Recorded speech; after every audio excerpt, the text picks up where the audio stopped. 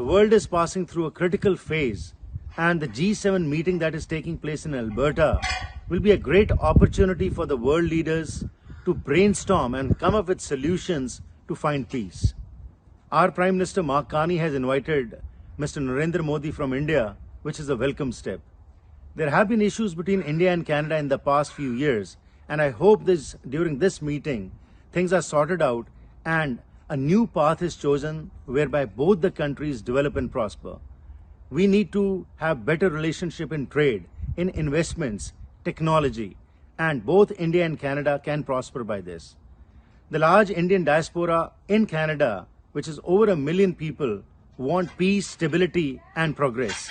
So we hope that this meeting will bring about that desired change, progress, and peace, and both countries will develop.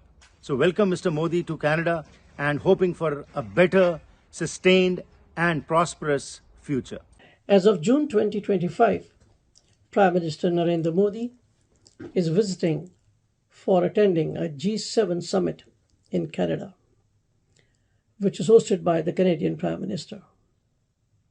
It is widely seen by the Global Indian Diaspora Alliance and various commentators as a crucial opportunity to react and improve the strained Indo-Canadian relations.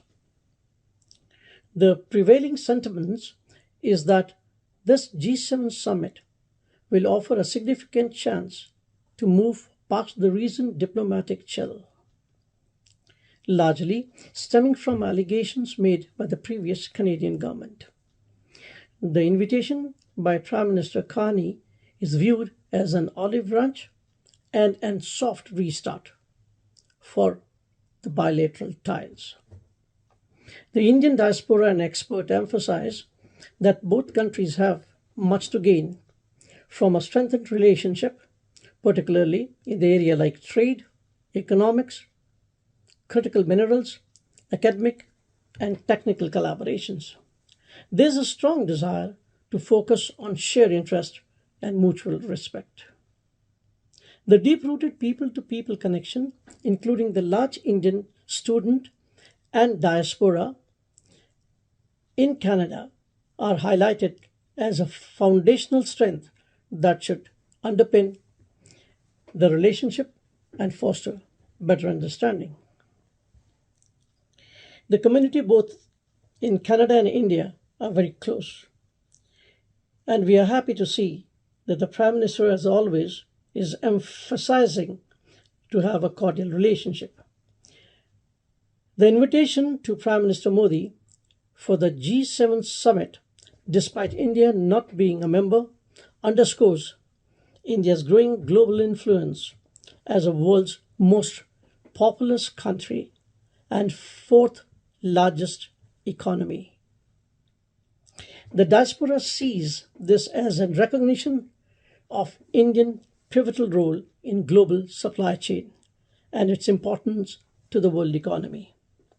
In a sense, the Global Indian Diaspora Alliance, alongside various voices, is expressing strong support for our Prime Minister Modi's G7 visit to Canada, viewing it as a pivotal moment to rebuild trust, enhance cooperation, and usher in more constructive and mutually beneficial phase of Indo-Canadian relationship.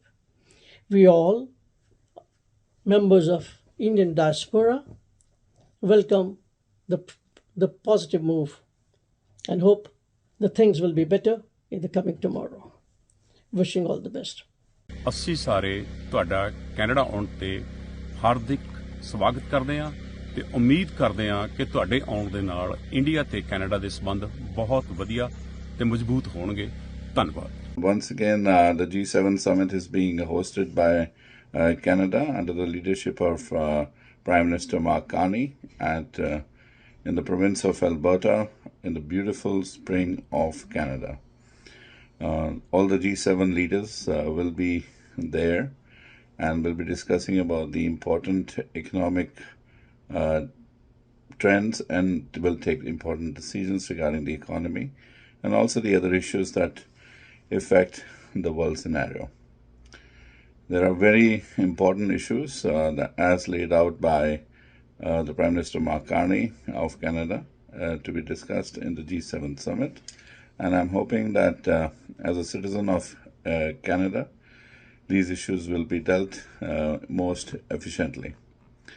As a tradition goes of G7 summit, there are the leaders, global leaders are also invited. We have this year the Ukrainian President Zelensky, Mexican President Claudia Sheinbaum. Then we have the Indian Prime Minister Shri Narendra Modi ji.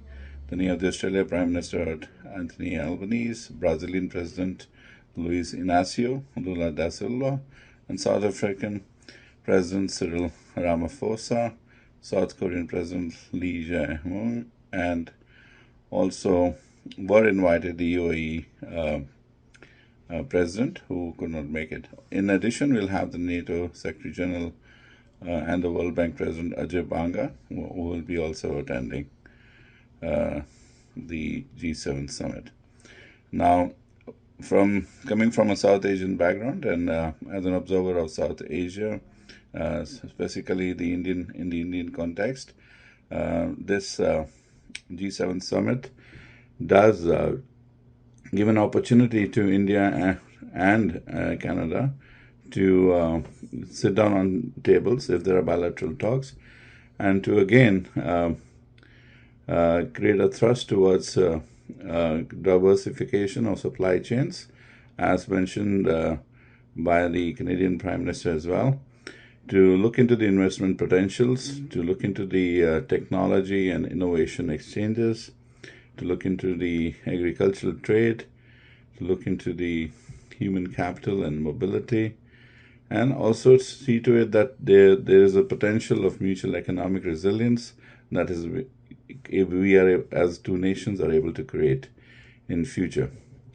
I sincerely hope that the future between Canada and India is prosperous, and there are more trade initiatives and more economic initiatives taken by both nations towards the development of the citizens of both nations.